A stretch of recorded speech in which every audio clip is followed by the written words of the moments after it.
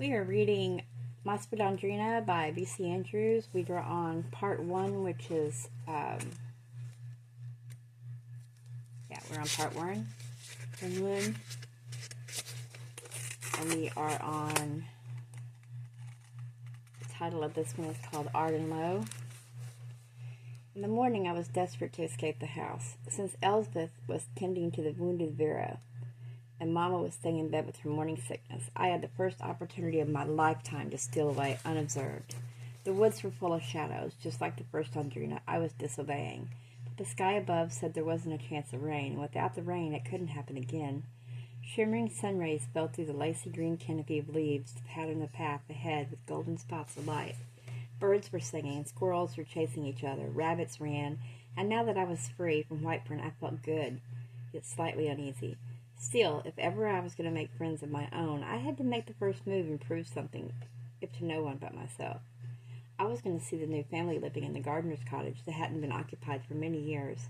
I'd never seen this part of the woods, but still it seemed familiar. I stopped to stare down the path, which branched off right and crookedly wandered forward, too. Deep inside, some directing knowledge told me to turn right. Each little noise I heard made me freeze, listen, straining to hear the giggle I heard when I was in that rocking chair, reliving events that had happened to the first and best, and were glued to that chair. Little whispers were in the summer leaves, little butterflies of panic fluttering in my head. I kept hearing all the warnings: dangers in the woods, unsafe in the woods, death in the woods. Nervously, I quickened my steps. I'd sing like the 7 dwarves used to whistle to make them unafraid. Now, why did I think that? That was her kind of thought. I told myself as I hurried along that it was time I braved the world by myself. Time indeed. I told myself each foot away from the house, of dim corners and brooding whispers, was making me feel better and happier. I wasn't weak, spoiled, or unfit for the world. I was just as brave as any girl of 7. Something about the woods, something about the way the sun shone through the leaves, colors were trying to speak to me and tell me I couldn't remember. If I didn't stop thinking as I was, soon I'd be running and screaming, expecting the same thing to happen to me that happened to her. And I was the only Audrina left alive in the world. Surely I didn't have to be afraid. Lightning never struck twice in the same place. On the very edge of a clearing, I came upon the cottage in the woods. It was a small white cottage with a red roof. I ducked to hide behind an old hickory tree when I saw a boy came out of the cottage door carrying a rake and a pail. He was tall and slim, and already I knew who he was. He was the one who'd given Vera the box of candy on Valentine's Day. She had told me he was 11, and in July he'd be 12, the most popular boy in his class. Studious, intelligent, quick-witted, and fun. And he had a crush on Vera. That sort of proved he wasn't too brilliant. But from what my aunt was always saying, men were only grown-up little boys, and the male sex knew only what their eyes and glands told them, nothing else.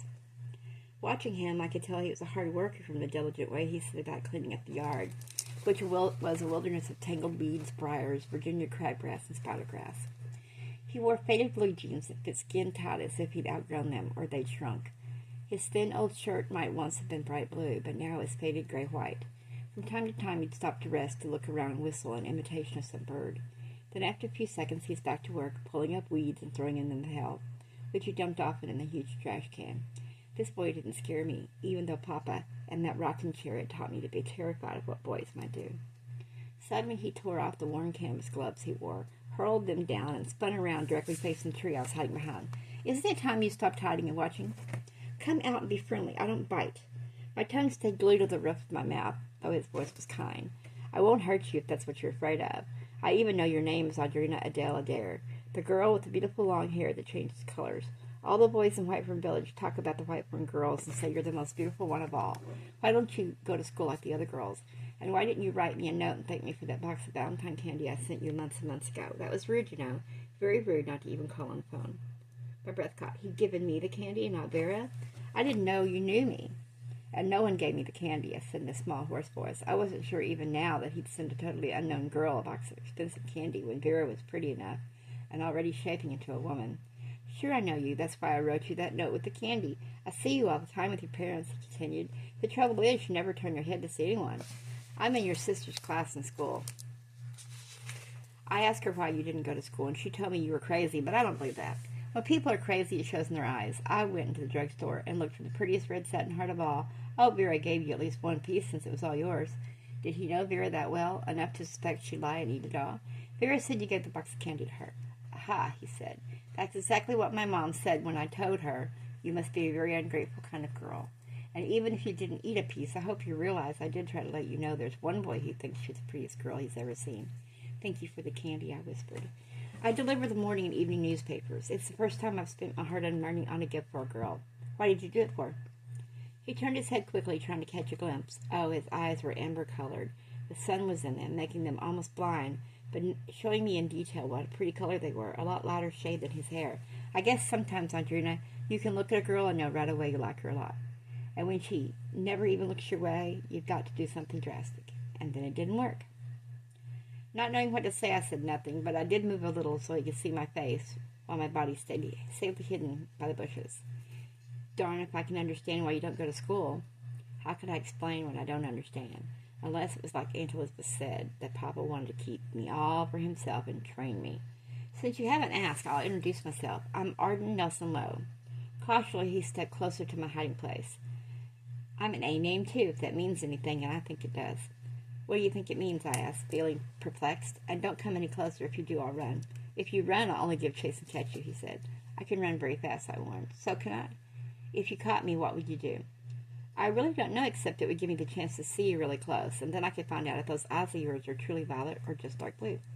Would it matter? I felt worried. My eye color was like my hair color, ambiguous.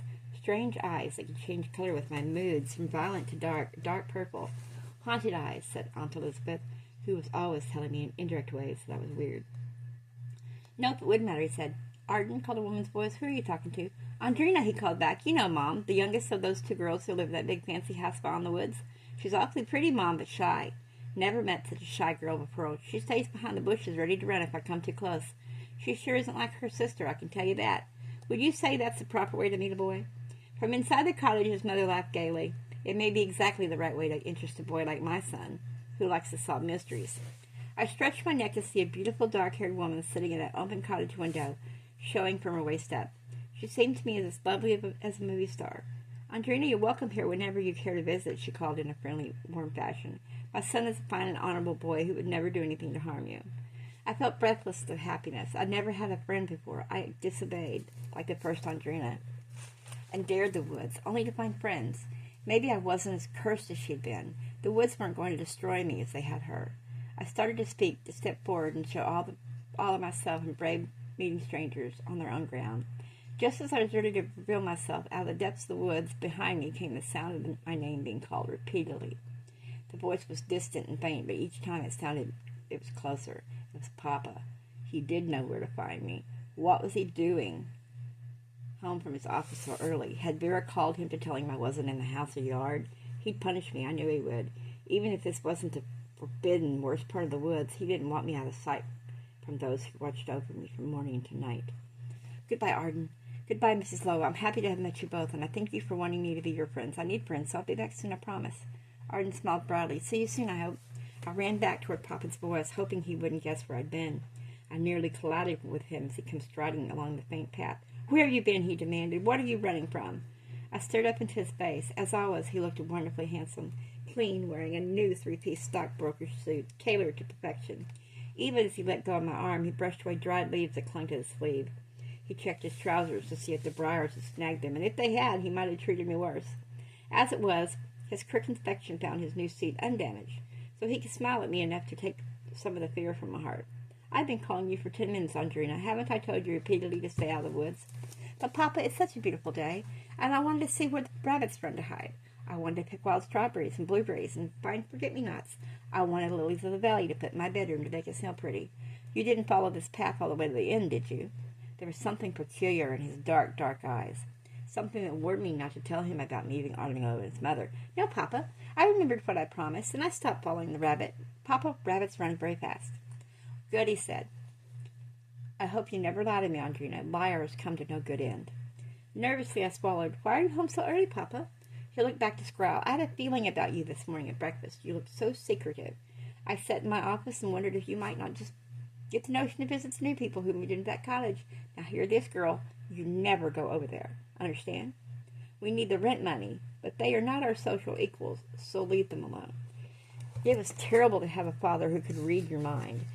I had to try again to make him see how much I needed friends. But, Papa, I thought you said Mama needed friends, and Mama and I can invite the new neighbor lady over Tuesday teas. No, not after what I found out about them. There are a lot of old sayings in this world, and most of them should be heard and heeded.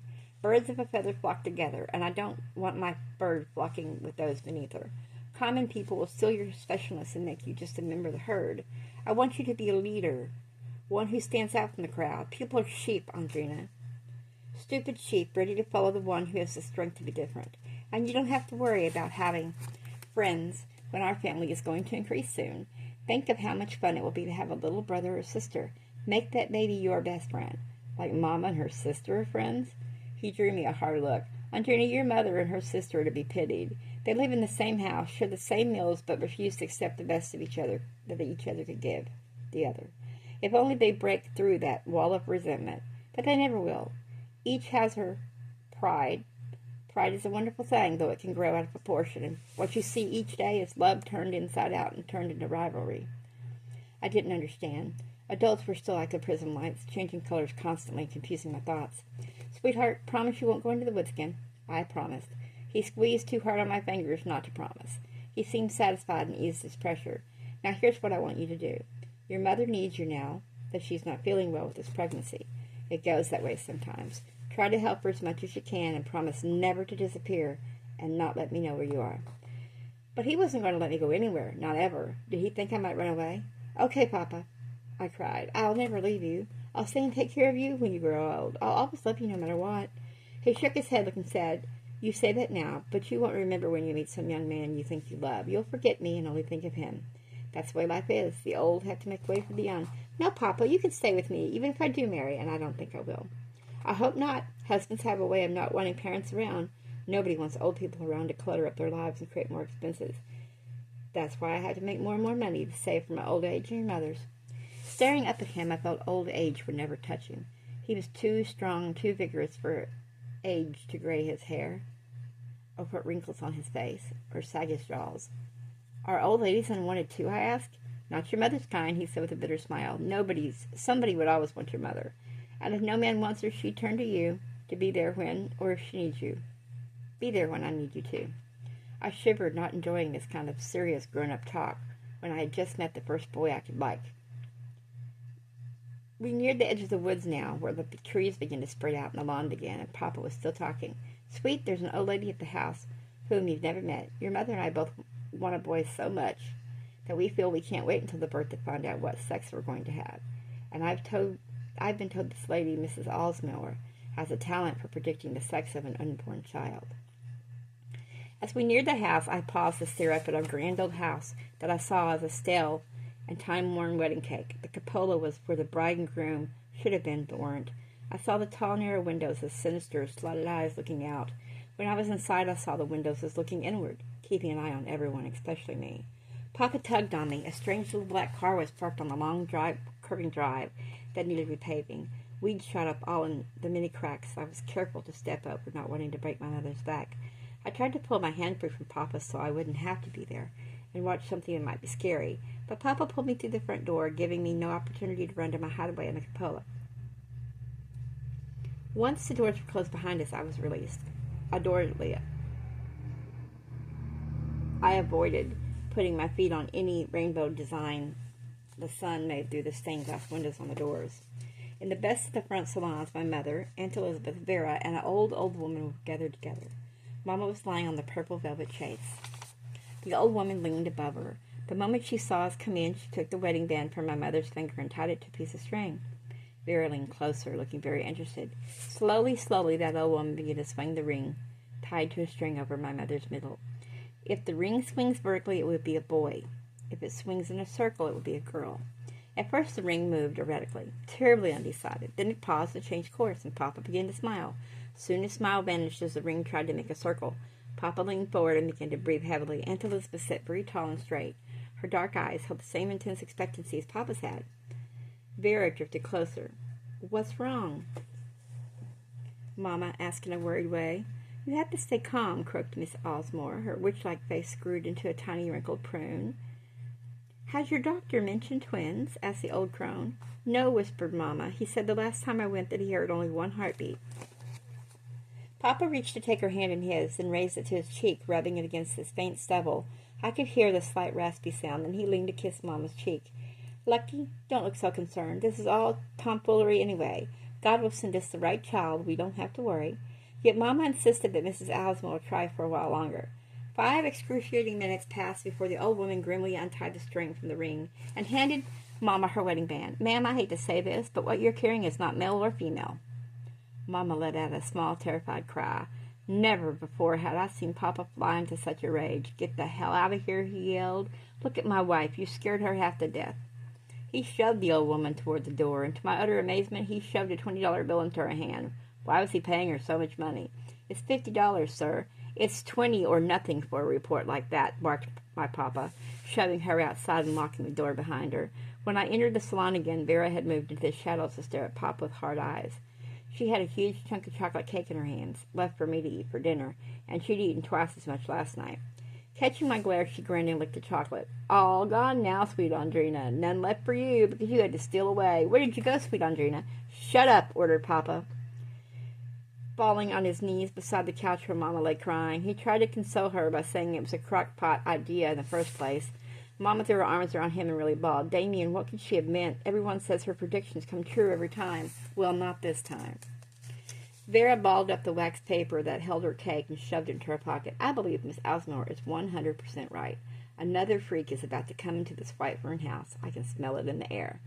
With that, she headed toward the foyer, but not quickly enough. In a bounding flash, Papa was on his feet, and she was over his knee. He yanked up her skirt and began to spank her so hard I could see through her transparent white nylon panties how red her buttocks grew. She screamed and fought him, trying to wiggle free, but in no way could she match his strength. "Stop it, Damien," screamed my mother. "That's enough, Damien," Mama finished, raising up on her elbow and looking very weak. Ruthlessly, Papa shoved her off his lap so that she fell to the floor. "How could you, Damien?" asked my aunt. "Vera is a young woman, much too old to be spanked. I wouldn't blame her if she never forgives you." After that, we ate dinner. Everyone was so angry that only Vera and my aunt managed to clean their plates. Later that night, I heard Mama sobbing in Papa's arms. "Damien, something is wrong with this baby. Sometimes it moves constantly, keeping me awake, and other times it doesn't move at all." She comforted softly. "All babies are different. We're 2 healthy people. We'll have another healthy baby. That woman has no more divining power than I do." What could have been a wonderful summer was spoiled because Vera insisted on following me everywhere. Time and time again, I tried to slip through the woods without Vera knowing, but she seemed to smell my thoughts, and like an Indian, she was on my trail. Though Arden's mother insisted that we call her Billy, this felt strange. When she kept insisting, finally I did.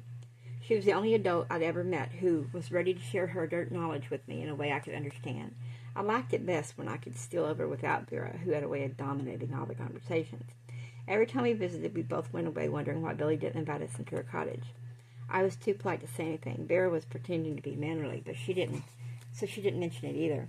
One day I heard Arden tell Billy that Vera was 12. I stared at him, feeling very strange. He knew more about Vera than I did. "Did she tell you that?" I asked. "Gosh, no," he laughed.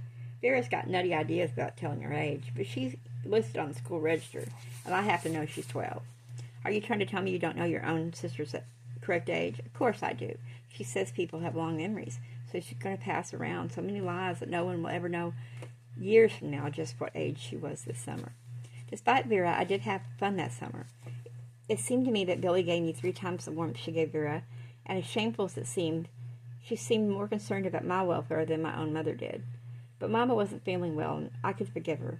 Dark circles appeared beneath her eyes. She walked with her hands supporting her back. She stopped playing the piano and even stopped reading her paperback romances. Every day she'd fall asleep on the purple chase with the book on her swollen breast.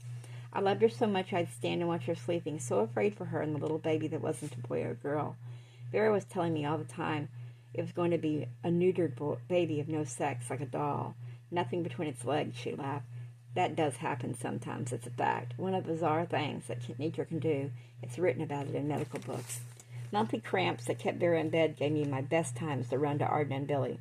Arden and I ate picnic lunches under the trees, spread on red and white checkered tablecloths. I never felt afraid of him. When finally he did touch me, it was to feel my hair, and I didn't mind that. "When is your birthday?" he asked. "September the 9th. I had an older sister who died exactly 9 years before I was born. She had my very same name.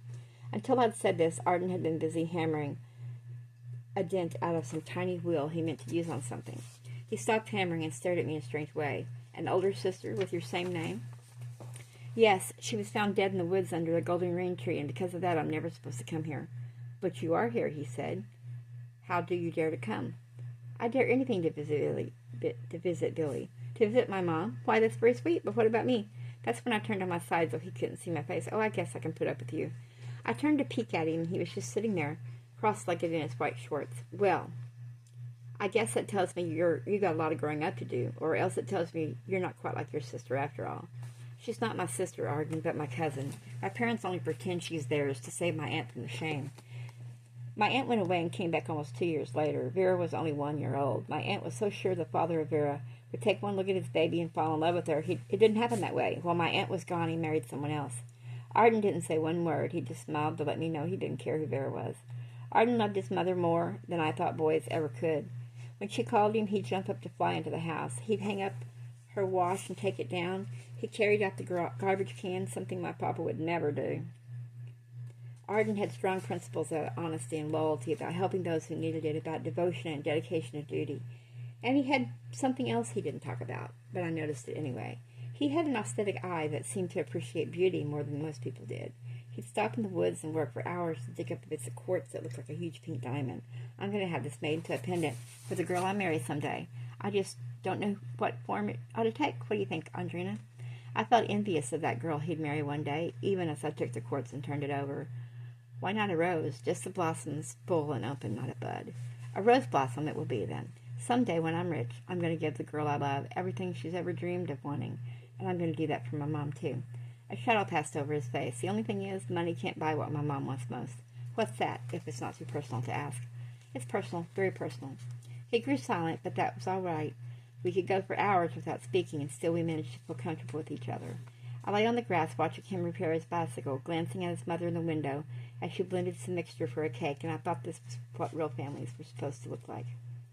Audrina, what do you really think of me? I liked him more than I wanted to admit, but in no way did I want to tell him that.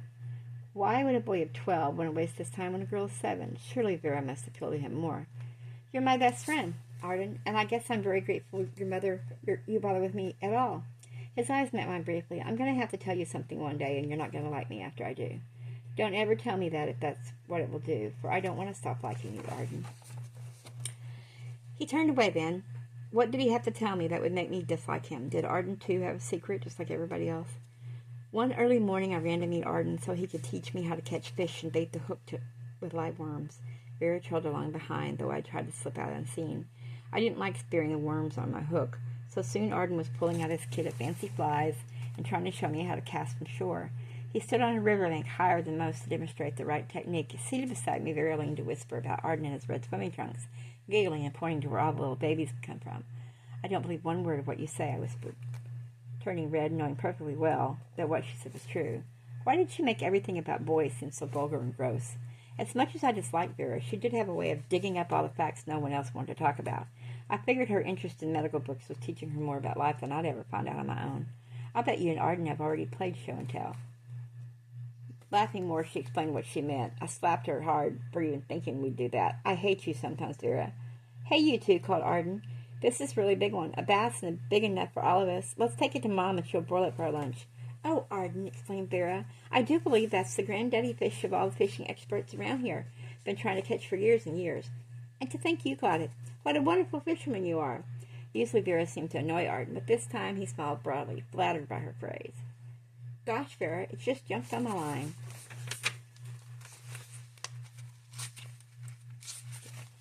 I hated him for falling for her stupid flattery, for not recognizing that Vera would say anything to make him look at her more than he looked at me. I jumped to my feet and ran to where I'd left my sundress. Behind concealing bushes, I hoped to change from my swimsuit into my clothes. But my clothes were gone, even my sandals. Vera, did you hide my clothes? At that instant, as I looked in the other direction, I caught a glimpse of a quick hand that snatched up my things. I yelled at her and started to give chase. But Arden was out there, and I didn't have on one stitch. Arden, I cried, stop Vera. She's stolen all my clothes and my bathing suit, too. Almost crying, I looked around for something I could use to conceal my nudity. I heard Arden thrashing around the bushes. Audrina, I can't find Vera. She can't run very fast, so she must be hiding. You can put on my shirt. It's long enough to cover you until you reach home. Daring to peek, I saw him turn to head for where he'd left his clothes. Hey, he cried, my clothes are gone too. But that's all right, Audrina. You just stay where you are, and I'll run home and ask Mom to loan you something of hers to wear home. At that moment, my father came running through the bushes, shoving him aside as he yelled at Arden. Where's my daughter? All right, young man, where's Audrina? What have you done to her? Shocked into momentary speechlessness, Arden shook his head, unable to say a word. Sir, she was here a moment ago. She must be on her way home. No, I would have passed her on the way if that were true. If she's not home, and she's not here, where else can she be? I know she visits you and your mother often. Vera told me that. Now, where the hell is Audrina? There was an added panic in Arden's voice. I really don't know, sir. I was teaching Audrina how to fish. She doesn't like hurting the worms, so I was showing her how to cast flies. Audrina caught 2 of those big ones, and Vera caught one. Here's the one I caught. Papa's voice back was to me. If I dared, I might be able to sneak away, and perhaps he'd never see me. Papa bellowed my name. Suddenly I was shoved from behind, and I screamed as I fell face forward directly into a briar bush. Papa bellowed my name. He came charging my way, thrashing through the heavy underbrush. Then he brutally began to shake him.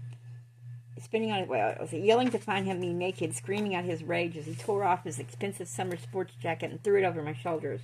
Spinning on his heel, he raced back to where Arden stood and seized him by the shoulders and brutally began to shake him. Stop it, Papa! Arden hasn't done anything wrong. We were only fishing and wearing bathing suits so we wouldn't ruin our clothes. It was Vera who stole my sundress, and when I had my bathing suit off, she snatched that too. You took off your bathing suit? Roared Papa. Papa, Arden hasn't done anything wrong. He's the only friend I've ever had, and now you're punishing him for liking me? I ran to where I could put myself between him and Arden and my father. He glared at me and tried to thrust me aside, but I clung to his arms, weighing him down.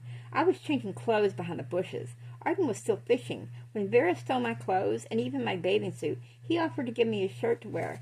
But she'd stolen his clothes too. Just before you arrived, he was going to run home and bring something from his mother to loan me. Now you want to punish him for what Vera did. Behind me, Arden jumped to his feet. And if you feel such a need to punish someone, punish Vera. Audrina has never done one thing to make you ashamed of her. It's Vera who plays the dirty tricks. And for all I know, she may have been the one to tell you what we plan to do today, hoping you'd presume the worst. And what is the worst? Asked Papa sarcastically. I made a desperate grab to hold it in place. I was trying to hide a bosom that didn't exist. Papa's anger began to simmer down, but only a little. Young man, I admire you for trying to protect my daughter, but she's misbehaved just by being here.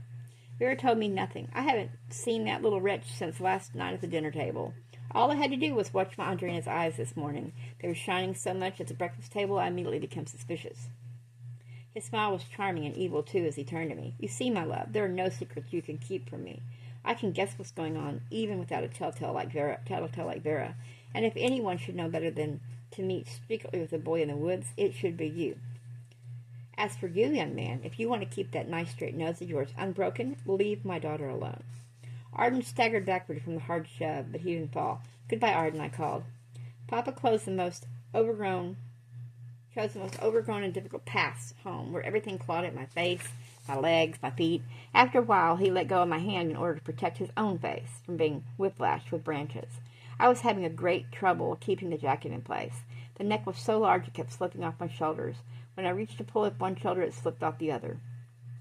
The sleeves dragged on the ground, and several times I tripped and fell. Impatiently, he waited for me to stand after the third fall, and then he took the sleeves and wrapped them about my neck like a heavy scarf. Helplessly, I stared up at him, wondering how he could be so mean. Are you feeling sorry for yourself now, darling? Do you regret your hasty actions, deciding to risk your papa's disfavor to see a boy who will only ruin you in the end? He's only a bit of trash, not worthy of you. He's not trashy, Papa. You don't know Arden. You don't know him either. Now I'm going to show you something. Again he seized my hand and pulled me along in a different direction. On and on he dragged me until I gave up trying to resist. Finally he came to an up top. You see that tree? That's a golden rain tree. There was a small mound under the tree, covered with clover over which the bees hovered. That's where we found your older sister sprawled there, stone-cold dead. Only it was raining that day in September. Raining hard. The sky was dark with thunderclouds and lightning flash, so at first we thought she might have just been struck by lightning. But there was evidence enough to prove it wasn't the work of God. My heart was a wild, frantic animal in my chest, thundering hard against my ribs and screaming and wanting to get out. Now you listen to me, and you listen carefully. Learn from the mistakes of others, Audrina. Learn before it's too late to save yourself. I don't want to find you dead there, too. The woods was closing in on me, smothering me. The trees wanted me dead because I was another Audrina that wanted to claim for their own. His lesson was still not complete. Heartlessly, Papa dragged me onward. I was crying now, completely defeated, knowing he was right. I should never disobey, not ever. I should never have forgotten the other Audrina. He was leading me to our family plot. I hated this place. I tried to sit down and resist, but Papa picked me up by the waist, holding me rigid before him like a wooden doll. He stopped in front of the high, slender tombstone that seemed symbolic of a young girl. He said it again, as he said it 100 or more times in the past, and just as before, his words made my blood chill and my spine turn mushy. There she lies, my first Audrina, that wonderful, special Audrina, who used to look up to me as if I were God. She trusted me and believed in me and had faith in me. In all my life, I never had another who gave me that kind of unquestioning love, but God chose to take her from me and replace me with her with you. There must be some meaning in all of this. It's up to you to make her death meaningful. I cannot bear to live with the knowledge that she may have died in vain, Audrina. You have to take all the gifts of your dead sister, or I'm sure God will be angered just as I am angered. You don't love me enough to believe I am doing the very best I can to protect you from the very thing that happened to her. And certainly you must have learned from the rocking chair about the boys in the woods on the day she died. Staring up into his handsome face, which soon streaked with tears, I twisted in his arms, so my arms went around his neck. I'll do anything you want, Papa, as long as you let me see Arden and Billy once in a while. I'll sit in the rocking chair, and I'll really try to fill with her gifts. I swear I'll cooperate as I never have before. His strong arms embraced me, and I felt his lips in my hair. And later he used his handkerchief to clean my dirty face before he kissed me. It's bargain. You can visit that boy and his mother once a week as long as you keep Vera with you, and make that boy escort you through the woods and never go there after dark or on a rainy day. I didn't dare to ask for more.